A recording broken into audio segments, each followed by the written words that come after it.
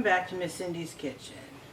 We apologize for not having as many videos lately, but my dear son has been in a show. We're down to one vehicle due to a motor vehicle accident back in April, so it's been a little crazy, but we're going to get back on track.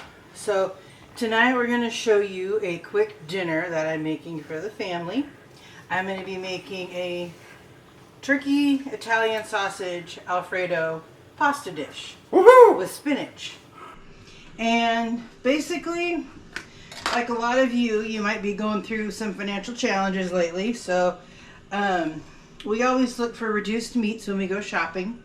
This package of sausage was $2.60, and it has 5 sausage links, and I believe the weight is 1 pound.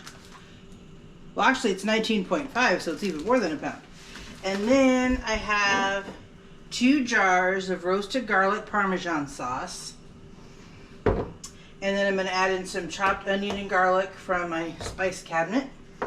And because I love garlic so much, garlic pepper seasoning. And maybe some garlic salt, but canned goods usually have plenty of salt, so maybe not. And I had some spinach that was borderline over the hill. So the best way to clean and trim spinach is to clear out your sink and make it super clean. Fill it with water, put the spinach in loose, swish it around and drain it. And then just do that 2 or 3 times. Get all the silt and stuff off of it. And then I used my cooking scissors to trim off the stems, because the way I describe it, they were kind of leggy, and that there was a lot of spindly stems and some good spinach. But out of 4 bunches, this was what remained of the spinach. So I'm going to put that in. And then I had some ready-to-eat spinach that we needed to do something with before we went on vacation. So I read that you can actually freeze it. And what's nice is that even though it's just a bag of loose spinach like you find in the salad area in your grocery store, it actually froze separate leaves. So I just tapped it on the counter and it was all loose. Kind of like quiescently frozen peas where they're all loose in the bag. So just a tip, if you have spinach that's about ready to bite it, put it in the freezer, use it in a cooked sauce or something. So anyway, make sure you like and subscribe and share to your friends. And give us your feedback. And prior to starting this episode, I got the corkscrew noodles cooked, and basically they're called rotini is the fancy word, but some people call them corkscrew noodles. So anyway, what we're going to do first is we need to take the sausage out of their casings, and you just got to do this very carefully with a paring knife, and just kind of like you're deveining a shrimp, just kind of slit down the back of the turkey sausage. For some reason, it's easier to do this with pork sausage. I don't know if it's just because this is more of a mushy meat and ground pork has more shape to it. I don't know. But I guess turning on the stove is a good start. Is mushy meat a technical term, or is it just... Well, it's more descriptive than saying pulverized, which is what it usually does going through their processing. Yeah. So, anyway, but when you're shopping, always check the meat case for markdowns, because the sell-by date is to protect the manufacturer and the end user, which is the person actually eating the meat. Things are pretty much fine as long as the package isn't swollen or anything. I have not had a bad experience getting marked down meat, and you can often save 50 to 70% on meats this way, especially if they're already on sale, and then further reduced because the date's coming close. So I've already split open these other sausages. So ground turkey always has more of a mushy texture than other meat, but for $2.60 it can give the meat to our sausage dish. Whoops. Turkey is technically healthier, correct? Technically. Of course, when you have ground turkey, it's not necessarily healthier because it's all the dark meat, but it is a little less fat and cholesterol than beef. So let me wash my hands. I like the dark meat. Yeah, it has more flavor.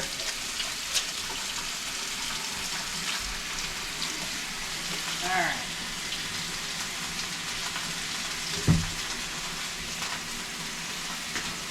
So this dish is going to come together pretty quick, which is why I got the pasta done ahead of time.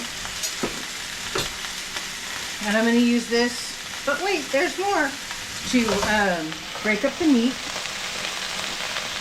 And since turkey doesn't have a lot of its own fat, I put some olive oil in this skillet, so it's got a little bit of fat in there, but it'll make it taste good. So this time you use olive oil. Well, I figured I'm making an Italian-style pasta, so Okay. I figured that would kind of correlate to that. And so there'll likely be less grease to deal with after the turkey's done cooking. So we can pause here for a sec while we go and get the turkey cooked, and then we'll bring you back. Alright, we're back, and while you were away, I finished cooking the meat, and I drained the noodles.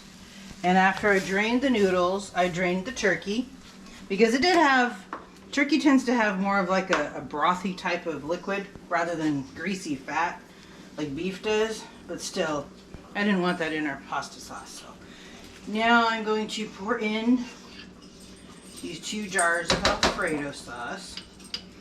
While Dahlia comes in with her ball. If you ever want a really good toy for your dog, this Nerf ball, it was only like $4 at Target. She loves this thing. She squeaks it to death when she's really hyper. It kind of matches her mood. It's like I somebody... actually think it stopped squeaking because she keeps squeezing it. She broke its squeaker. It's not squeezing. It's not squeaking. It just sounds like heavy breathing. But you know what? You know? It's like Wheezy from Toy Story. Yeah. Yes. She would just squeak that toy nonstop, and it lights up, and she loves toys that light up. So, but anyway, we should have Dahlia review dog toys. That'd be another good sideline. She goes through a lot of dog toys. So we have to avoid any cloth ones because she usually tears them the day we get them. Yes, she does. All right. Back to the food. Yeah. And I digress. So, we're going to stir in the Alfredo sauce. And then... But wait, there's more. I'm going to put in a teeny bit of the dried chopped onion. And a little minced garlic to go along with the garlic sauce, because we like garlic. And some garlic pepper. I really love the fresh ground pepper and stuff like that. Tends to add a lot more flavor, I think. So we're going to get this warming up. And as far as the spinach, it'll cook right in the sauce. And spinach tends to shrink down quite a bit. And if you have spinach that's getting borderline over the hill, cook it in a sauce or boil it up and cook it. So this actually will shrink down considerably. So I think I'll just use this batch up. That's actually true, because we put spinach in the spaghetti sauce when kids wouldn't eat their vegetables. Yeah, but they like vegetables now. Alright, so we're going to get this all mixed in with the sauce. Talia's just watching. Oh my goodness. Whoops, I spattered sauce on her back. Okay. While that's melting, I'm going to take these jars and fill them with some warm water and get the last bit of the sauce out of them. And that will also help stretch the sauce a little bit. She's so fascinated by every little thing. Look at that. She's licking her chops, looking at the sauce. Because she thinks you're going to feed it to her. have raised a foodie, a four-legged foodie in this house. Then again, we're all foodies. All right. Don't want to waste the remnants of the sauce in the jar. Oh well. That's what aprons are for. Yes. All right. Now that my hands are thoroughly messy, I'm going to wash them while the sauce heats up.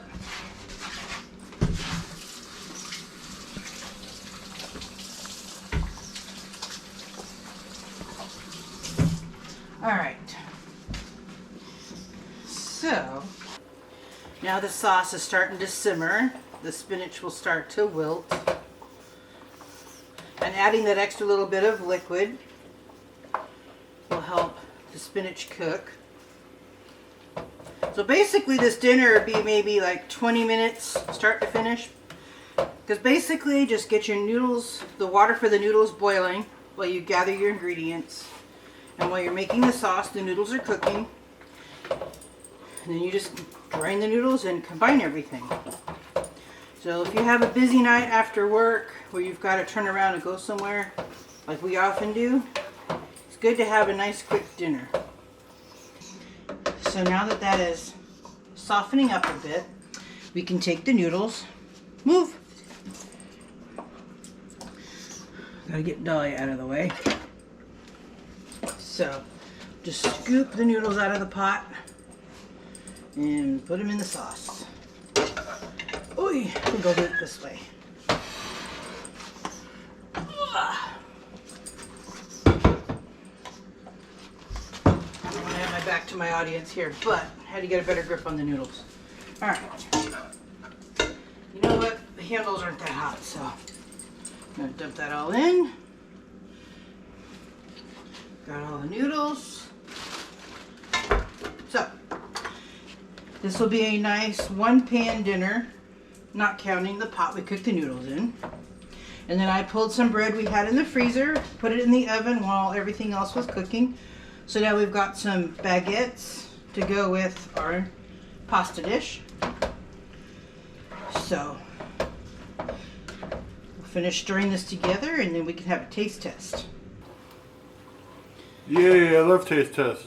Yeah, so I thought I'd share with you all a nice quick dinner. Basically, you take stock of what ingredients you have or need to be used up, and then figure out what you can throw together for a meal.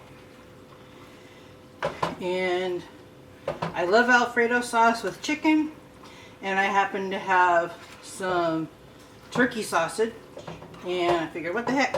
I'm going to throw it all together and make a sauce, and then mix in the spinach that needed to be used up.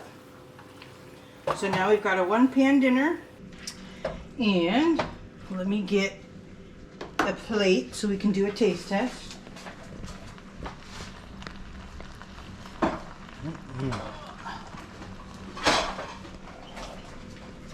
All right, let me get a fork.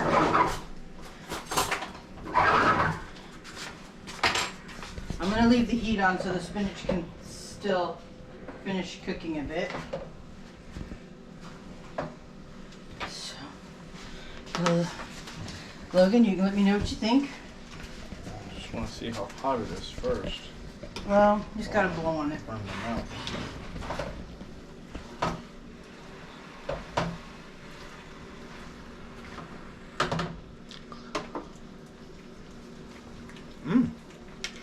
That was good. Yeah.